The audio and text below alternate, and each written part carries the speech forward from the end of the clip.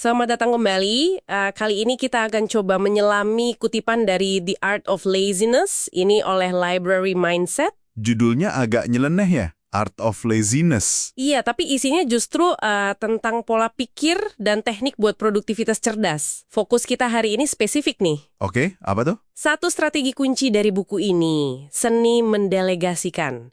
Kita mau lihat gimana menurut sumber ini ya, melepaskan beberapa tugas itu justru bisa jadi langkah paling produktif Anda. Menarik.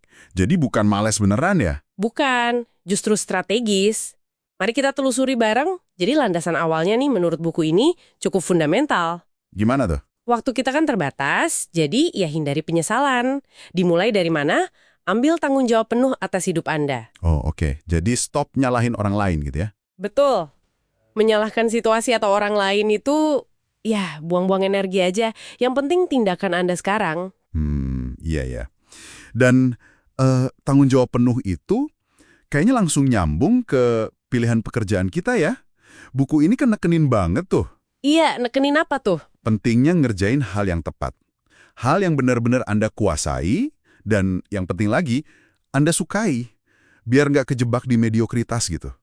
Oke. Biar nggak biasa-biasa aja ya. Nah, ini jadi jembatan penting nih ke topik delegasi kita.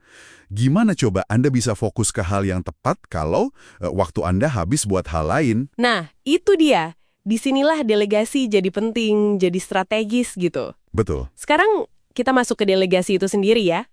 Sumber ini ngutip John C. Maxwell.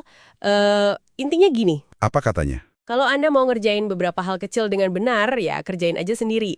Tapi, belajarlah mendelegasikan kalau Anda mau melakukan hal-hal besar dan bikin dampak besar. Dalam juga ya kutipannya. Ini menarik loh. Ada semacam paradoks di sini kan.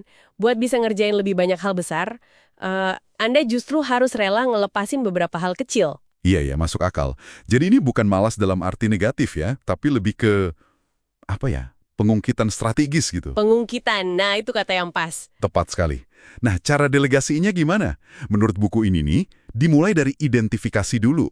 Identifikasi tugas yang gimana tuh? Tugas mana aja yang makan waktu Anda, tapi sebenarnya nggak mutlak perlu sentuhan unik Anda gitu loh. Oke, contohnya? Kayak apa ya? Mungkin ya tugas administratif rutin, balesin email yang nggak terlalu strategis, atau riset awal yang sifatnya ngumpulin data aja. Oke, terus? Sumber ini nyaranin beraniin diri kasih ke orang lain, meskipun. Nah ini tantangannya, hasilnya mungkin cuma 90% sempurna lah menurut standar Anda. Wah, itu berat sih. Perfeksionis biasanya susah tuh. Banget. Dan ini bagian yang nantang ego lagi nih. Buku ini malah bilang, ada kemungkinan loh orang lain bisa ngerjainnya lebih baik. Waduh, itu lebih nusuk lagi ya. Iya, tapi intinya kan, ini soal ngebebasin energi mental dan fisik Anda, supaya bisa fokus ke tugas inti yang benar-benar bawa dampak sesuai tujuan Anda. Oke. Pemikiran kalau orang lain mungkin bisa lebih baik itu, bener-bener nantang ya. Iya kan? Dan ini nyambung banget sama konsep lain yang juga disinggung buku ini. Misalnya nih, buat bisa delegasi, Anda harus bisa bilang enggak. Bilang nggak ke kebiasaan ngerjain semuanya sendiri ya? Persis. Ini juga bantu hindarin multitasking yang katanya nggak efektif itu kan. Karena Anda jadi bisa fokus ke satu hal penting yang tersisa setelah delegasi. Iya. Jadi, intinya buat pendengar apa nih? Buat Anda semua? Iya, intinya lebih banyak fokus dan energi buat hal yang benar-benar signifikan buat Anda. Nah, ini ngebawa kita ke pertanyaan yang lebih dalam lagi nih, yang kayaknya tersirat dari sumber ini. Pertanyaan apa tuh? Delegasi itu kan bukan sekedar trik efisiensi waktu ya? Bukan cuma biar cepat selesai gitu ya? Iya, tapi ini juga soal pertarungan ngelawar ego atau perfeksionisme. Keyakinan yang kadang keliru, cuma saya yang bisa ngerjain ini bener.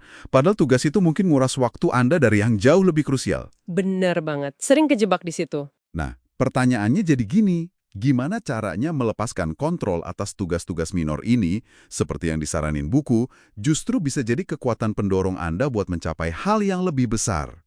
Itu kan yang menarik? Iya, itu pemikiran yang kuat sih. Jadi, kesimpulan kunci dari penelusuran kita soal delegasi ala The Art of Laziness hari ini, apa dong? Gimana kalau menurut Anda dulu?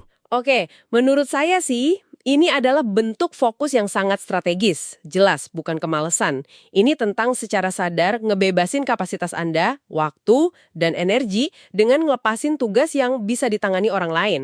Setuju. Tujuannya? Tujuannya, biar Anda bisa nyurahin perhatian penuh ke aktivitas yang nilainya tinggi, yang paling pas sama keahlian dan ya passion Anda lah. Sip. Pas banget. Nah, sebagai penutup nih, sebuah pemikiran buat Anda bawa pulang yang terinspirasi dari sumber kita. Oke, apa tuh? Buku ini kan nyaranin bikin daftar tugas gak penting buat didelegasiin, tapi coba kita pertajam dikit ya. Gimana tuh? Lupakan dulu deh sejenak tugas yang gak Anda sukai. Coba Anda pikirin, tugas apa yang sekarang ini Anda pegang erat-erat, semata-mata karena Anda yakin cuma Anda yang bisa ngerjainnya dengan standar sempurna Anda. Oke. Tugas yang kita anggap cuma kita yang bisa. Iya.